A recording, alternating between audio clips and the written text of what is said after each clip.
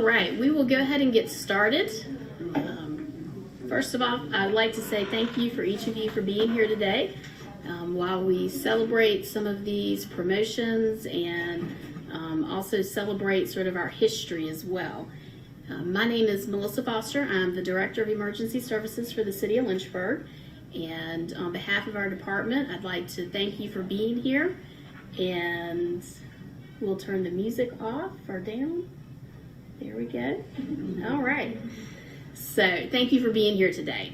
This will be a brief ceremony, and then we also have cake and punch. So please hang around and enjoy that as well. Okay?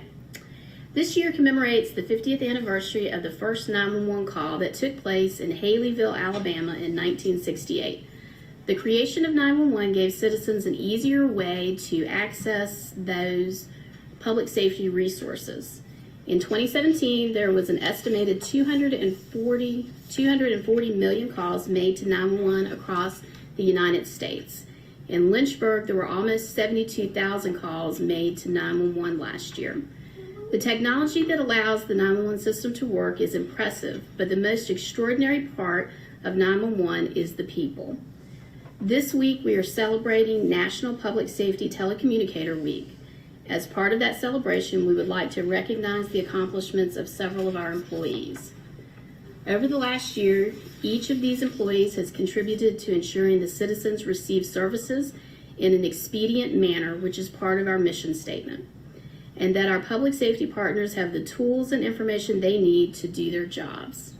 So we're going to recognize each of these employees. I'm going to call them up in the order of sort of the date of promotion. Not that I favor any of them over any of the others, maybe Corey a little bit, but so, and then once we do that, I'll give them their certificate, and then if you have family here today that wants to come up, we'll get some pictures with you, okay? So I'm going to call up Taylor Rourke.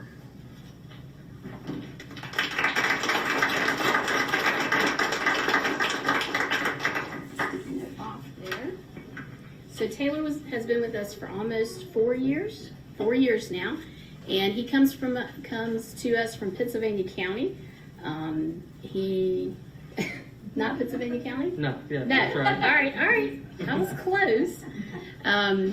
Taylor spent most of his career on evening shift under the supervision and mentoring of Pamela Watson, but he's been successful even in spite of that. And so Taylor moved to midnight shift in November, and he was promoted to assistant supervisor, and he is now working under the direction of Will Hedrick, and we know he will be very successful under Will's direction. So thank you very much, and we'll have your certificate.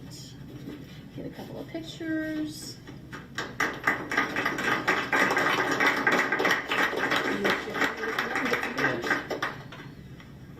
And your family can come up, and we'll get some pictures with you as well.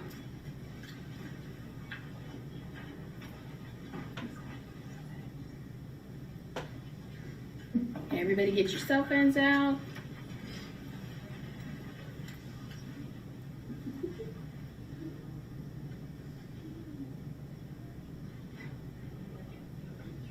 Yeah.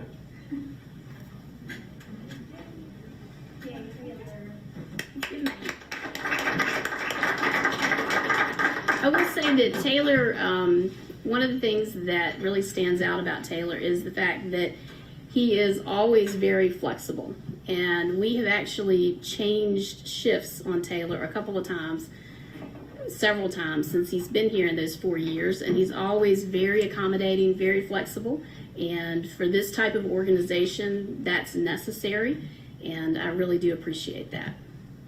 All right, next is Corey Gillespie.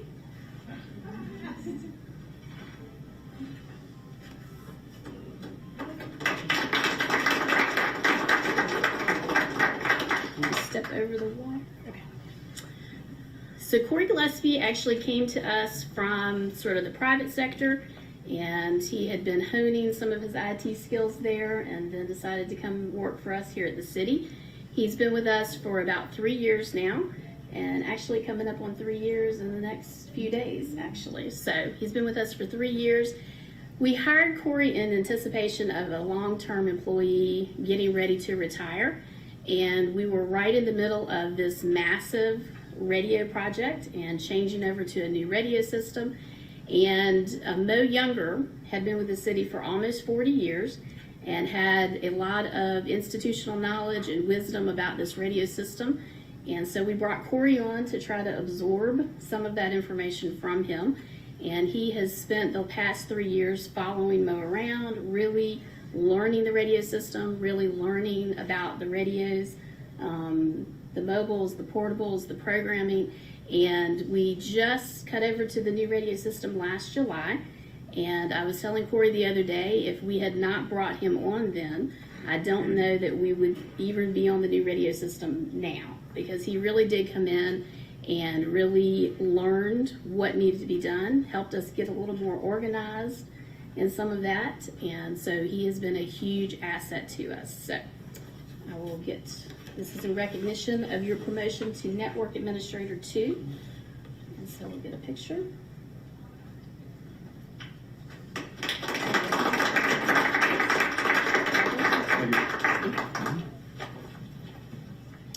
All right, Zach Perkins. And there is some biographical information about each one of these folks in the programs that you have today. So that's why I'm not really going into all of that, but please take those with you. So Zach Perkins has been here for 7 years in June. 7 years in June. So Zach has spent his entire career on evening shift, but I'm not sure that Zach really would prefer the pace on any of the other shifts. He prefers to be busy. He likes to be right in the middle of what's going on. He's also been a huge asset on evening shift with the technology part as well, that he really seems to enjoy that. He is able to dig into CAD sometimes and find answers and teach us new things. And we really appreciated that. For this type of position, you really have to have that curiosity, and you also have to be willing to share that information. And Zach is always very gracious in sharing what he knows with other people. We've had him sort of step up and help out with some of the CAD maintenance, in the sense of, as new changes come out, he's sort of sending those out to the department. And so he really has shown that he is ready to step up and be an assistant supervisor now. So we're going to leave him with Pam Watson on evening shift, and we'll see how that works out.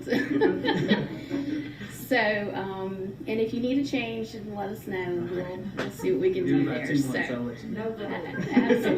absolutely. So, well, and as we were promoting Zach, normally we move folks to different shifts so that they are not supervising the people they've worked so closely with. But Zach really has stepped up and become a leader on evening shift, and has sort of become that informal leader. And we felt like he is more than capable of remaining there and supervising that work group when Pam is not there. And again, I think he enjoys the pace of that as well. So you will be promoted to assistant supervisor. So we will get some pictures here. Amy? You got it?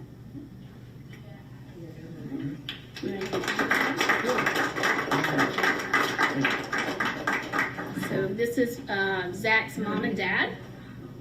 And we get them to come up and take some pictures with him.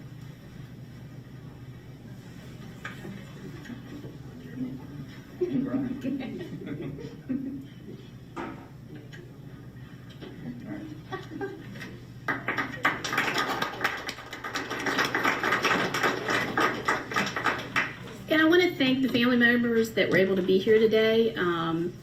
I really appreciate your support. I know that these jobs can be very taxing and time consuming, and that they can place a lot of extra burden on a family sometimes because of the hours, because of the overtime, and because of the work itself. And so I really do appreciate the family support for these folks as they take on additional responsibilities. And to all of our employees, I'd just like to say thank you, that this is 1 week that we stop and take time to recognize our employees that are in Public Safety Communications, and I appreciate all of the additional hours. I appreciate you continuing to push forward even when there are staffing shortages, when there is extra overtime that you really don't want to work, but you understand the mission of what we're doing. So let's give you a round of applause. All right.